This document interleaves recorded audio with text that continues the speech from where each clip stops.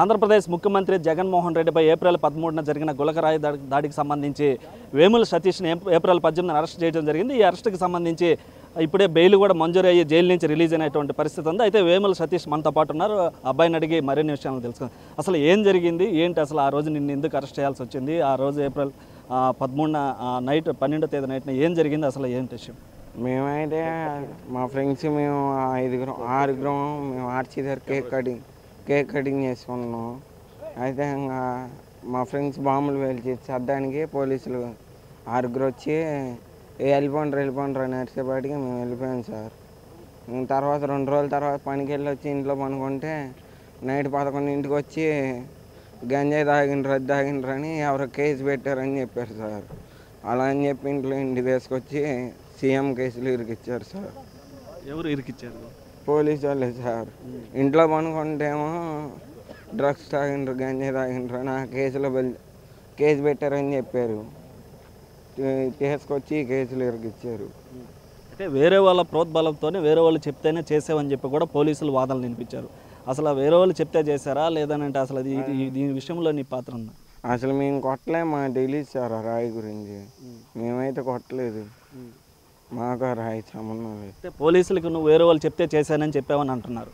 మేమైతే ఏం కొట్టలేదు, పోలీసు వాళ్ళు కావాలని చెప్పిస్తున్నారు. పోలీసు వాళ్ళు ఎందుకని కావాలని చేసి ఉంటారు ఏమో మనకేం తెలియదు.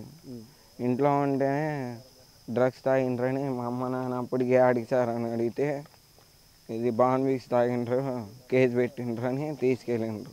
మా ఫ్రెండ్స్ వాళ్ళందరూ కూడా అదే కారణం చెప్పి తీసుకొచ్చారు పోలీస్ స్టేషన్కి. పోలీసు వాళ్ళు ఏమని చెప్పి నిన్ను తీసుకెళ్లారు? ఎవరో కేసు పెట్టారంట మేము డ్రగ్స్ అయి తాగినట్టు అలా చెప్పి ఇంట్లో అలా చెప్పి తీసుకెళ్ళారు. నైట్ పనుకున్నాను లేపి తీసుకెళ్ళారు 11ంటికి. అయితే వేరే వాళ్ళు చెప్తే చేయలేదంటావు. అయితే పోలీసు వాళ్ళు ఎందుకు అలా చెప్పాల్సి వచ్చింది? నువ్వు ఒప్పుకున్నావు ఇట్లా వేరే వాళ్ళు చెప్తే చేశానని చెప్పి పోలీసులు అంటున్నారు. ఈ పోలీసులు నిన్ను ఏదన్నా ప్రోద్బలం చేస్తే చెప్పావా లేదంటే బెదిరించారా, ఏంటి అసలు? భయపెట్టించారు, గన్లు అవి పెట్టించి కేసు ఒప్పుకో లేకపోతే చంపేస్తాం అది ఇదని ఎవరు లేని చోట చీకట్లోకి తీసుకెళ్ళి భయపెట్టించి అంబాపురంకి వెళ్ళి బ్రిడ్జి పక్కకు తీసుకెళ్ళి భయపెట్టించారు. మొత్తానికి ఏం కోరుకుంటున్నాను? నేనైతే చేయలేదు సార్, నేను కేసు కొట్టాలని కోరుకుంటున్నాను.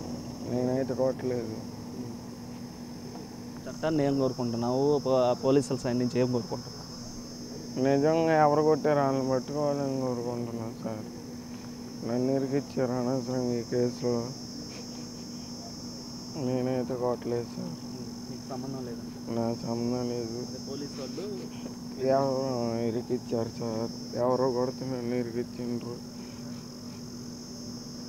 ముందే సార్ జరిగింది, ఎవరో కొట్టిండ్రు. నా సంబంధం లేదు sir.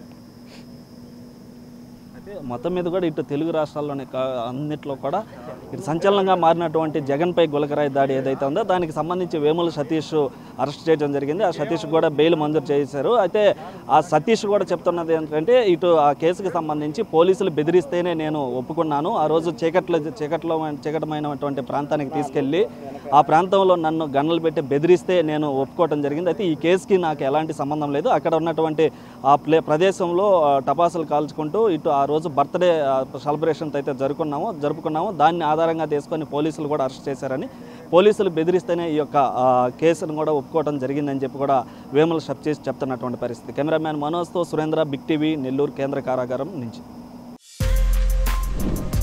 For more videos like this, subscribe Big TV channel.